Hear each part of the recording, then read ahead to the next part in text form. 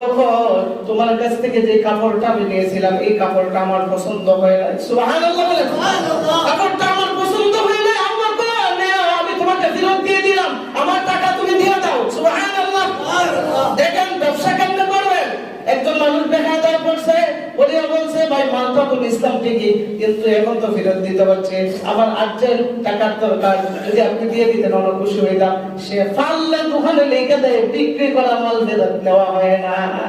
আসলে নাই দোকানে লিখে দেয় বিক্রি করা মাল ফেরত নেওয়া হয় না। যদি মালটা নষ্ট না করে তো আপনি ফেরত দিবেন না কেন? ঠিক আছে না? যদি মালটা নষ্ট না করে তো আপনি ফেরত দিবেন না কেন? অনেক মানুষ বলে না আমি ফিরিস্তে পারবো না, চাপ ঢুকাই যাব না। আরে বাবা, কত বড় আল্লাহ বলা তাই। যদি মালটা নষ্ট না করে অবশ্যই ফেরত দিবেন। আর যদি মাল নষ্ট হয়ে যদি হাজার রিকোয়েস্ট করবেন তো যে দোকান বলে বেচবো কেন নেই, আপনি তো নষ্ট করে বলা তো রাখছেন। হযরত আবু বকর ওনার কাছে যখন আয়েশা বলল আপনার কাপড় আমার পছন্দ হয় নাই, এই নেন আপনার কাপড় আমি ফেরত দিয়ে দিলাম, আবু বকর আর কোনো কিছু বললেন না, চুপ করে কাপড়টা নিয়ে নিলেন। তিনি যে টাকা দিয়েছিলেন সব টাকা তিনি পরিশোধ করে দিলেন। সুবহানাল্লাহ। পরিশোধ করে দিয়া কাপড়টাকে হাতে নিয়ে উনি কান্নাকাটি শুরু করে দিয়েছেন। সুবহানাল্লাহ। সাহাবায়ে কেরাম জিজ্ঞাসা করলেন, ও ভাই আবু বকর, আপনি এই যে মহিলা আসলো টাকা ফেরত দিয়ে দিলেন, এই যে আপনার কাপড়টা ফেরত দিয়ে গেল, এই জন্য কি আপনি কান্নাকাটি করেন? সুবহানাল্লাহ। আবু বকর বলে, ভাই আমি এই জন্য কান্নাকাটি করি না, এই যে কাপড় ফেরত দিয়ে গেল আমি এই জন্য কান্নাকাটি করি না, আমি ওই জন্য কান্নাকাটি করি যে আল্লাহ তাআলা আমার উপর রাজি খুশি হইয়া, আল্লাহ তাআলা খুশি হইয়া আমাকে জান্নাতের টিকিট দিয়েছেন। সুবহানাল্লাহ। জান্নাতের দরজন গ্যারান্টি প্রাপ্ত সাহাবী, এর মধ্যে আমি একজন। আল্লাহ যে জান্নাতের টিকিটটা দিয়েছেন, হঠাৎ করে যদি আল্লাহ বলেন আবু বকর তোমাকে জান্নাতের টিকিট দিলাম, এই যে তুমি আমলটা করছো ওই আমলটা আমার আল্লাহর দরবারে কবুল হয় নাই, এই জন্য তোমার সব আমল বরবাদ, দেও তাড়াতাড়ি আমার জান্নাতের টিকিট দিয়ে দাও, তোমার আমল তুমি নিয়ে দাও। ওই সময় আমি আল্লাহর দরবারে কি জবাব দেব? সুবহানাল্লাহ। আরে জান্নাতের গ্যারান্টি প্রাপ্ত সাহাবী। আচ্ছা বলেন, আল্লাহ যদি কাউকে জান্নাতের মালিক বানায়, আল্লাহ কি টিকিট আর ফিরিয়ে নেয়? এরপরে অন্তরে বল, যদি টিকিটটা ফিরিয়ে নেয় তো আমার উপায় কি হবে? সুবহানাল্লাহ। ওয়ামা উমিরু ইল্লা লিয়াবুদুল্লাহা মুখলিসিনা লাহুদ্দিন। সুবহানাল্লাহ। আল্লাহ তাআলা বলেন তাদের ভিতরে এই ভয়টা জাগে যে আমি আমল করলাম ঠিকই, সেই আমলটা কি আল্লাহর জন্য হয়েছে কি? যে আমলটা করলাম এই আমলটা আল্লাহর জন্য হয়েছে কি না হয়েছে, এটা তো আমার বড় ভয় লাগতেছে। আমার আল্লাহ এটা কবুল করছেন কিনা, নাকি মানুষকে খুশি করার জন্য উদ্দেশ্যে এটা করছি? কারণ বলেন তো, আমাদের জীবনে যে আমলগুলো হবে এই আমলটা একমাত্র কার জন্য হবে? জোরে বলে না, জোরে বলে না, আল্লাহর জন্য হবে। আল্লাহ তাআলা বলেন, কুল ইন্না সালাতি ওয়া নুসুকি ওয়া মাহইয়ায়া ওয়া মামাতি লিল্লাহ ওয়া মামাতি লিল্লাহি রাব্বিল আলামিন। সুবহানাল্লাহ। যেমন তোমার নামাজ, তোমার রোজা, তোমার কুরবানি, তোমার নেক আমল যা কিছু আছে একমাত্র আমি আল্লাহর জন্য হবে, একমাত্র লিল্লাহ আমি আল্লাহর জন্য হবে, রাজা আল্লাহর জন্য হবে। দুনিয়ার কোন মানুষকে যদি তুমি খুশি করার উদ্দেশ্যে যদি নামাজ পড়ো, আমল করো, রোজা রাখো, কোরআন তেলাওয়াত করো, তারাবিহের নামাজ আদায় করো, দুনিয়ার কোন মানুষ খুশি হবে, দুনিয়ার মানুষ আমাকে রোজাদার বলবে, দুনিয়ার মানুষ আমাকে নামাজি বলবে। এই জীবিত যদি রিয়াযুক্ত যদি আমল করো, একটা আমল আল্লাহর দরবারে কবুল হবে না। নাউজুবিল্লাহ। এই জন্য আল্লাহর খাস বান্দা যারা আছেন তার ভিতরে যদি এটা অনুধাবন হয়, তাদের অন্তরের মধ্যে এই ইবাদতটা যদি অনুধাবন হয় যে ইবাদতটা আমি করলাম এইটা যদি মানুষকে দেখানোর উদ্দেশ্য যদি হয়ে যায়, তাহলে তো আমার আমল কোনো লাভ হবে না। আমি যে আমলটা করলাম এটা যদি আমার ঘরের বউকে খুশি করার জন্য যদি আমি বলি, তাহলে তো এই আমলটা কোনো লাভ হবে না। আমার বউ বেজার হয়ে যায় এই জন্য আমি দাঁড়িয়ে রাখি না, আমার বউ বেজার হয়ে যায় আমি নামাজ পড়ি না, আমার বউ বেজার হয়ে যায় এই জন্য আমি কোরআন তেলাওয়াত করি না, আমার ছেলে সন্তানদেরকে নামাজিও বানাই না, আলেমও বানাই না, মাদ্রাসায় পড়াই না, দ্বীনের তালিমও দেই না, আমার বউ বেজার হয়ে যায়। আল্লাহর কসম একবার আল্লাহ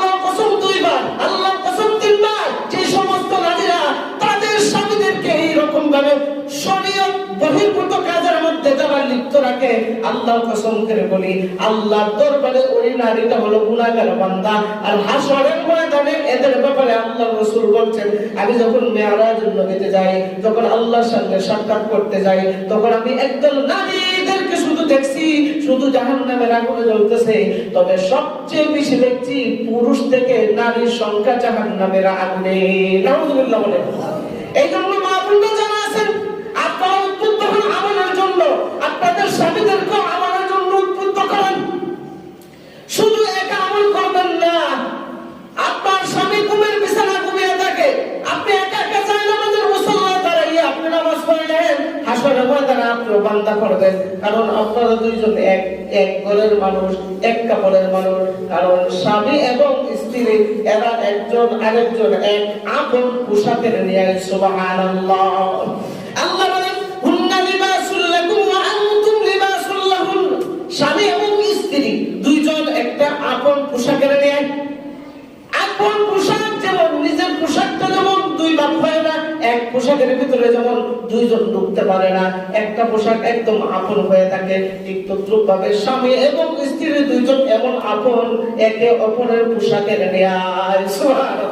এজন্য মা বোনরা যারা আছেন, শুধু আপনারা একা নামাজ পড়লেন না, মসজিদে আযান করে আপনার স্বামী ঘুমিয়ে আছে, আপনি জায়গা দেন। ও স্বামী, আপনি চলে যান নামাজে, গিয়ে নামাজে গিয়ে আমার জন্য আপনি দোয়া করেন। হাদিসে আছে, স্বামী যদি তার স্ত্রীর জন্য দোয়া করে, আবার স্ত্রী যদি তার স্বামীর জন্য দোয়া করে, আগে বলেন সুবহানাল্লাহ।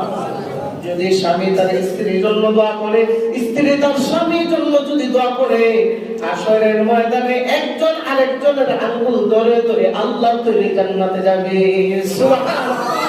হাসরের ময়দানে আল্লাহ পাক রব্বুল আলামিন পুরুষদের মর্যাদা এমন বাড়িয়ে দিবেন, এক একটা পুরুষের সঙ্গে জান্নাতে পুরুষদের সঙ্গে আল্লাহ পাক রব্বুল আলামিন এক একটা পুরুষের সঙ্গে ৭০,০০০ হুর করে আল্লাহ দিয়ে দিবেন। সুবহানাল্লাহ। অর্থাৎ বউ ৭০,০০০ বউ পাইবে। আবার কোন কোন জায়গাতে আছে ৭০ জন করে বউ পাইবে। এক গ্রামে এক মানুষের কাছে, মানুষের সামনে ওয়াজ করতেছে এক হুজুর। তখন উনি বলতেছেন, হুজুর আমগো আবুল্লাহর মাও থাকবে নাকি? সুবহানাল্লাহ। কেন? হে, আমার জ্বালাইতে জ্বালাইতে একদম শেষ করে বলাইছে। এর যদি জান্নাতে কেউ যদি আমার জ্বালায়, দুনিয়া তো জ্বালা ভোগ করে গেলাম, জান্নাত কেন আজারে জ্বালা ভোগ করবো? সুবহানাল্লাহ। হুজুর বলেন, তোমার যে স্ত্রী, ওই স্ত্রীও জান্নাতে যাবে। সুবহানাল্লাহ। কত খাইছে, দুনিয়াতে তো জ্বালাই গেছে, জান্নাতে কি আমার জ্বালাইবো? আল্লাহ বলেন না, ও বান্দা না। আল্লাহর রাসূল বলেন, উম্মত, দুনিয়াতে তোমার যে স্ত্রী তোমার সঙ্গী হবে, ওই স্ত্রীকে আল্লাহ পাক রব্বুল আলামিন হাসরের ময়দানে জান্নাতের ভিতরে রানীর হালতে রাখবেন। সুবহানাল্লাহ। অর্থাৎ ৭০ জন যে হুর দিবে, এই হুরের সর্দার থাকবে তোমার দুনিয়ার স্ত্রী। সুবহানাল্লাহ। এখন আমাদের মা বোনদের পাওয়ার বাইরে গেছে। জান্নাতের যত ৭০ হুর হোক না কেন, দুনিয়াতে তোমার যে সঙ্গী আল্লাহ তাআলা সৃষ্টি করে দিয়েছিলেন, এই সঙ্গীর মর্যাদা আল্লাহ তাআলা এত বাড়িয়ে দিবেন, এত বাড়িয়ে দিবেন। সুবহানাল্লাহ। জান্নাতের ভিতরে সমস্ত হুরদের সর্দারিনী হবে তোমার এই প্রিয় প্রাণের স্ত্রী। সুবহানাল্লাহ। এই জন্য বলছিলাম যে আমল নামকের নিয়ামত করার পরে অন্তরের মধ্যে এটা যদি অনুধাবন হয়, ভয় হয় যে আমলটা তো করলাম ঠিকই, এই আমলটা যদি আমার আল্লাহর জন্য না হয়ে যদি অন্য কোনো মানুষের জন্য হয়ে যায়, তাহলে আমি আল্লাহর দরবারে কি জবাব দেব? আমার আমলে তো কোনো লাভ হবে না। আমি রোজা রাখলাম, মানুষ আমাকে রোজাদার বলবে। আমি তারাবির নামাজ আদায় করলাম, মানুষ আমাকে নামাজি বলবে। এইটা যদি আমার অন্তরের ভিতরে যদি অনুধাবন হয়, তাহলে তো আমল বাতিল হয়ে যাবে। এই যে একটা চিন্তা তারা যার ভিতরে রাখবে, আল্লাহ বলেন আমার বাসায় আমার দরবারে হে হলো মুত্তাকি। সুবহানাল্লাহ। ২ নম্বর আলামত কি? যে যারা আমল করে, আমল করার পর তাদের একটা ভয় থাকে যে আমলটা কি মানুষকে দেখানোর জন্য হয়ে গেল নাকি, এই আমলটা তো করলাম মানুষকে দেখানোর উদ্দেশ্য করলাম নাকি, আর এটা হয়ে গেল নাকি, তাহলে তো আমার আমল বরবাদ। এই যে একটা চিন্তাধারা যার ভিতরে থাকবে, আল্লাহর বাসায় সে মুত্তাকি। সুবহানাল্লাহ। আর মুত্তাকিদের জন্য আল্লাহ রাখছে জান্নাত। সুবহানাল্লাহ। ৩ নম্বর হলো নেক আমল রক্ষা করা। একজন মানুষ আমল করেছে, নামাজ পড়েছে, নামাজ পড়িয়া গিয়া যদি বাহিরে অন্যের গীবত করে শিকায়ত করে তার আমলনামার মধ্যে আমল থাকবে? আমল থাকবে? 5 ওয়াক্ত নামাজ পড়ছে ঠিকই, বাইরে গিয়ে আরেকজনের গীবত করছে। ওই যে তুমি 5 ওয়াক্ত নামাজে যা কামাইছিলা গীবত করিয়া সব কিছু তাকে দিয়ে দিলাম, তার গুনার ভাগীদার তুমি হয়ে গেলা, তোমার আমলের কোনো রক্ষা হয় নাই। আমলের রক্ষা হইছে? আমলের রক্ষা হয় নাই।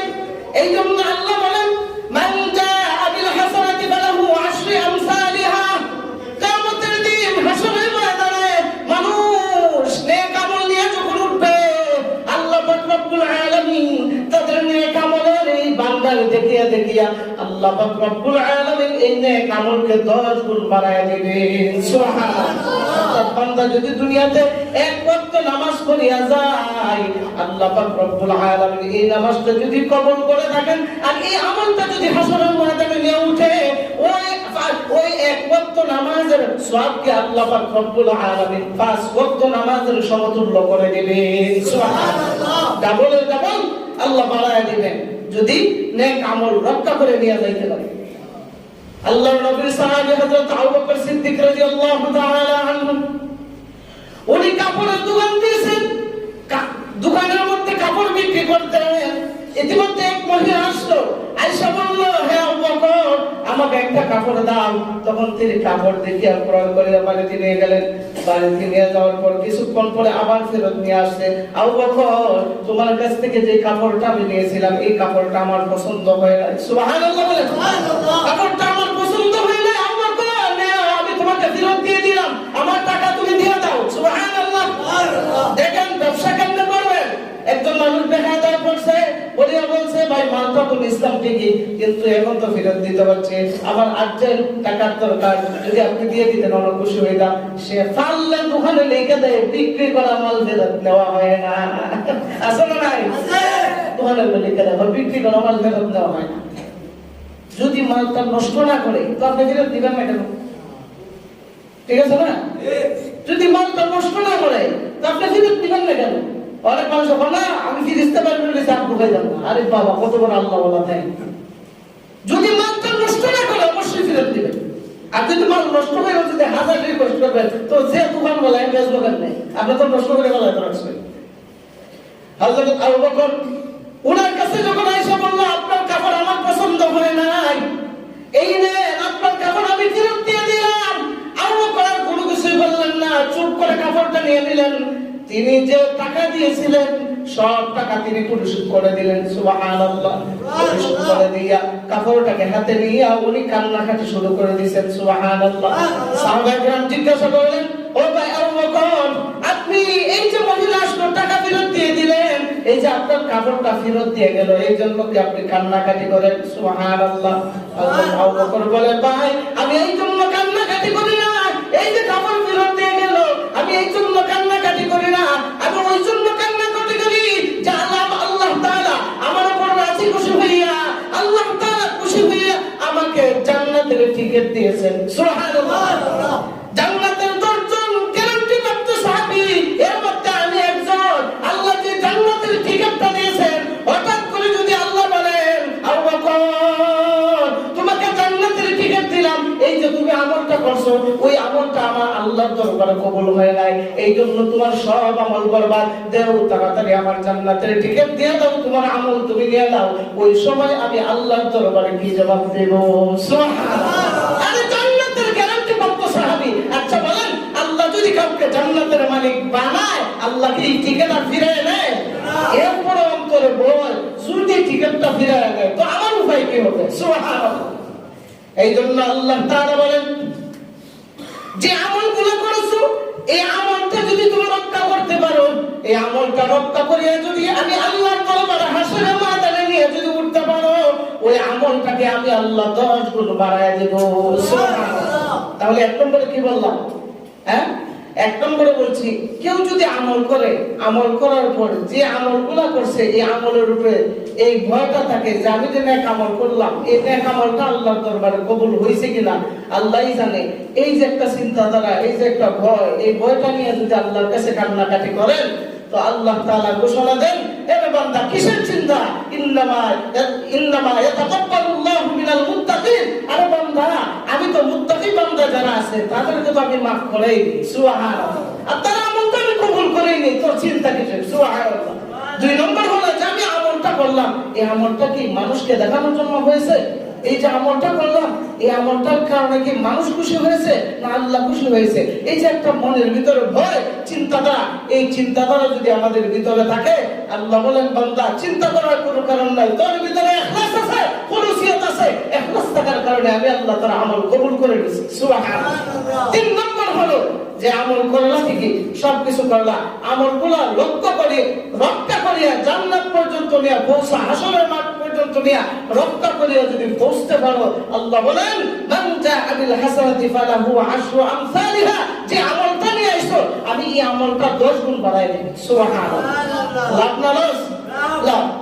4 নম্বর হলো নেক আমলে তৌফিক থেকে বঞ্চনা হয়ে গেছে কিনা, এই যে একটা মনের ভিতরে বলে যে আমি তো প্রত্যেকদিন নেক আমল করেছি ঠিকই, কিন্তু অন্যান্য দিন যেমনি ভাবে ইবাদত করেছে আল্লাহর দরবারে, অন্য দিন থেকে কি আজকে আমার আমল কম হয়ে গেল নাকি? আজকে আমি যে আমল করলাম এই আমলের কাতার থেকে কিছু কি সরে গেলাম, আল্লাহকে আমার উপর কোন ক্ষেত্রে রাজি খুশি হয় না নাকি? এই যে একটা মনের ভিতরে ভয়, এই যে নেক আমলের একটা ভয় যে আল্লাহ আমাকে কবুল করছে কিনা, আল্লাহ আমার নেক আমলগুলো ধরছে কিনা, আল্লাহ আমার এই যে একটা নেক আমলের তৌফিক দিয়েছে, এই তৌফিক থেকে আমি বঞ্চিত হইছি কিনা, এটা আল্লাহর দরবারে তো আমার খোঁজা দরকার, চাওয়া দরকার। আল্লাহ তাআলা বলেন বান্দা কোনো চিন্তা করার কারণ নাই, ওয়ামা তৌফিকি ইল্লা বিল্লাহ আলাইহি তাওয়াক্কালতু ওয়া ইলাইহি উনীব, সুবহানাল্লাহ।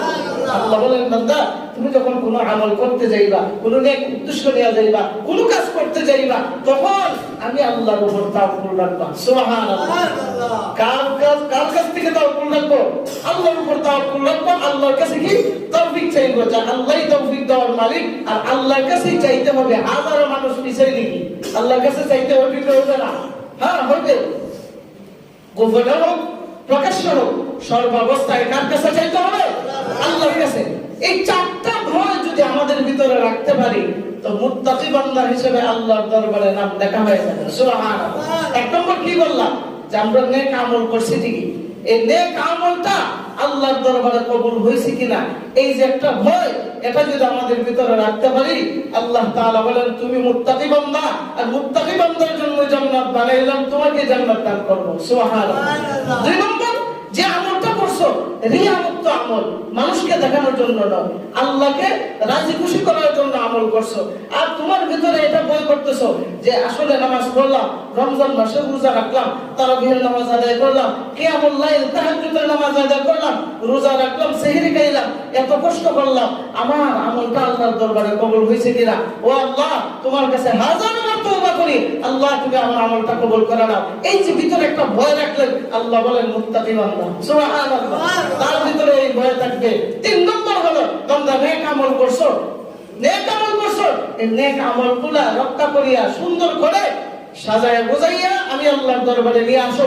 হাসরের ময়দানে তোমার আমলনামা যখন মানুষে দেখবে তখন শুধু আর হাসবে আর আফসোস করবে, আরে ভাই তুই কেমন মানুষ রে, আমার মতোই তোর হাত, আমার মতোই তোর চোখ, আমার মতোই তোর দাঁত, আমার মতোই তোর চুল, আমার মতোই তোর মাথা, আমার মতোই তোর অঙ্গনি, তুই নিয়ামত পাইয়া শুকরিয়া আদায় করছ, আল্লাহর কদমে সিজদা করছ, নামাজ পড়ছ, তাসবিহ তাহলিল করছ, রোজা রাখছ, সব হুকুম পালন করিয়া তুই জান্নাতের মালিক, তোর সাথী ভাই হইয়া আমি আজকে জাহান্নামে। আফসোস করতে থাকবে, সুবহানাল্লাহ, আফসোস করতে থাকবে। 4 নম্বর হলো কেউ নেকের কাজ করলে, নেক আমল করলে, এই যে একটা তৌফিক পাইছে, এই তৌফিক থেকে বঞ্চনা বাদ হয়ে যায় কি না যায়, এই যে একটা ভিতরে একটা ভয় যে আল্লাহ আজকে তো তুমি আমাকে 5 ওয়াক্ত নামাজ পড়ার তৌফিক দান করছো, আল্লাহ জানি না কালকে আমি তৌফিক পাইবো কিনা, কালকে আমি পাইছি আলহামদুলিল্লাহ, এরপরের দিন পাইবো কিনা, আল্লাহ তুমি এই তৌফিকটা তুমি আমাকে দান করো।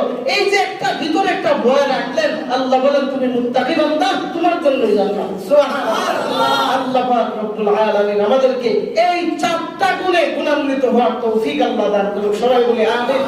ওয়া আখিরু দাওয়ানা আলহামদুলিল্লাহি রাব্বিল আলামিন।